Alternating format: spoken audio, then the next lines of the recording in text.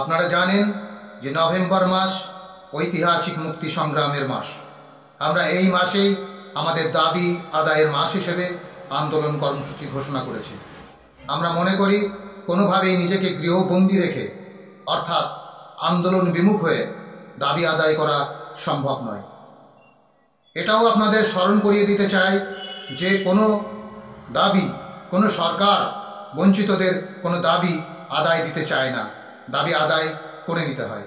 যার উদাহরণ হিসেবে আমরা বলতে পারি কেরালার আন্দোলনরত আইসিডিএস কর্মীদের উপর বাম সরকারের অমানসিক নির্যাতন, যা আমাদেরকে ব্যথিত করে।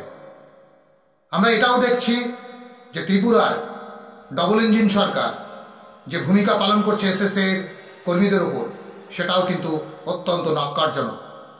এই পরিস্থিতিতে আমরা আমাদের দাবি আমাদেরকেই আন্দোলন সংগ্রাম ও আইনি আদালতের মাধ্যমে আমাদেরকে দাবি আদায় করতে হবে।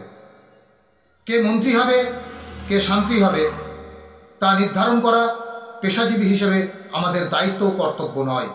অন্যদিকে যে বা যারা রাজনৈতিকভাবে সিদ্ধান্ত নিয়ে রেখেছে, আমাদেরকে পিছিয়ে দেওয়ার কারণ হয়ে দাঁড়িয়েছে, তাদের রাজনৈতিক ভাবমূর্তি ক্ষুণ্ণ হবে কি হবে না সেটাও আমাদের দায়িত্ব নয়। সুতরাং অনেক প্রতিশ্রুতি আমরা দেখেছি, রাজ্য শিক্ষানীতিতে আমাদের গল্প শুনেছি, প্রায় হাজারখানিক 500 শিক্ষক ও শিক্ষাকর্মীর অকাল মৃত্যু দেখেছি বিনা চিকিৎসায়, আমরা সেটাও দেখেছি। আমরা দেখেছি রাজকর্ম সম্পাদনের লক্ষ্যে কর্মরত অবস্থায় কর্মীকে অমানসিক নির্যাতনের শিকার হতে দেখেছি। আমরা দেখেছি প্রশাসনকে নির্বিকার থাকতে। আমরা এটাও দেখেছি আন্দোলন দমন করতে দমনপীড়ন নীতি, পুলিশি দমনপীড়ন নীতি আমরা দেখেছি, এবং দেখেছি ক্ষমতার বলে রাজকোষ লোপাট হতেও দেখেছি। অথচ সামান্য স্তব বাক্যে আমরা ঘুমিয়ে পড়ব, এটা কিভাবে সম্ভব তা আপনারাই বলবেন। সাথী বন্ধুগণ, এরপরেও আপনি নিজেকে ভাগ্যের দোহাই তুলে গুটিয়ে রাখবেন না বন্ধু, আপনি এখন একা নন। সমগ্র শিক্ষা মিশন আপনাকে পুরো সমর্থন দিচ্ছে।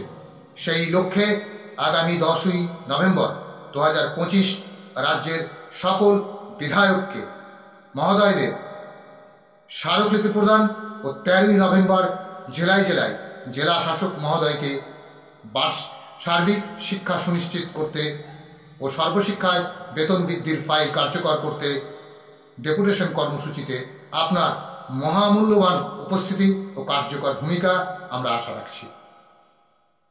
সংগ্রামী অভিনন্দন সহ আমি শামীম আক্তার।